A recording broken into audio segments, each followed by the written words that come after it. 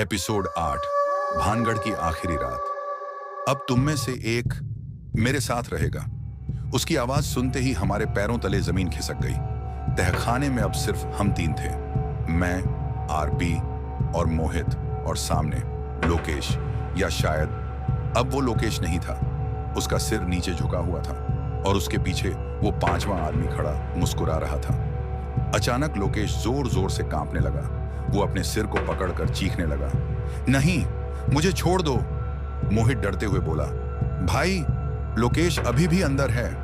पांचवां आदमी गुस्से में चिल्लाया, चुप, ये अब मेरा है। तभी लोकेश ने अचानक सिर ऊपर उठाया। उसकी आंखें एक पल के लिए सामान्य हुईं। उसने हमें देखा और पूरी ताकत से चिल्लाया, भागो। अगले ही पल उसने पास रखा टूटा पत्थर उठाकर तहखाने की दीवार पर दे मारा। धड़ाम, पूरा तहखाना हिलने लगा। ऊपर से पत्थर गिरने लगे। आरपी चिल्लाया, भागो अभी। हम तीनों बाहर की तरफ भागने लगे, लेकिन भागते भागते मैंने एक बार पीछे मुड़कर देखा।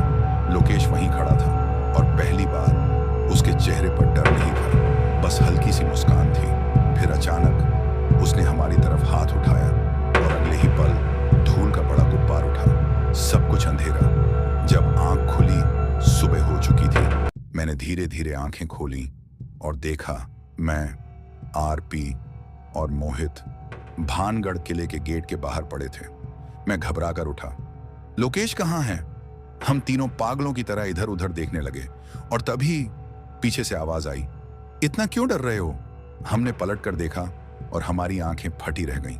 लोकेश वो गेट के पास खड़ा था, बिल्कुल सामान्य, जैसे कुछ हुआ ही नहीं। हम तीनों भागकर उसके पास गए।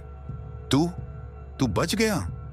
लोकेश कुछ सेकंड चुप रहा, फिर बोला, मुझे कुछ याद नहीं, बस इतना याद है, किसी ने अंधेरे में कहा था, आज नहीं, उस दिन के बाद हमने कभी भानगढ़ का नाम तक नहीं लिया, और वही थी हमारी जिंदगी की सबसे डरावनी रात।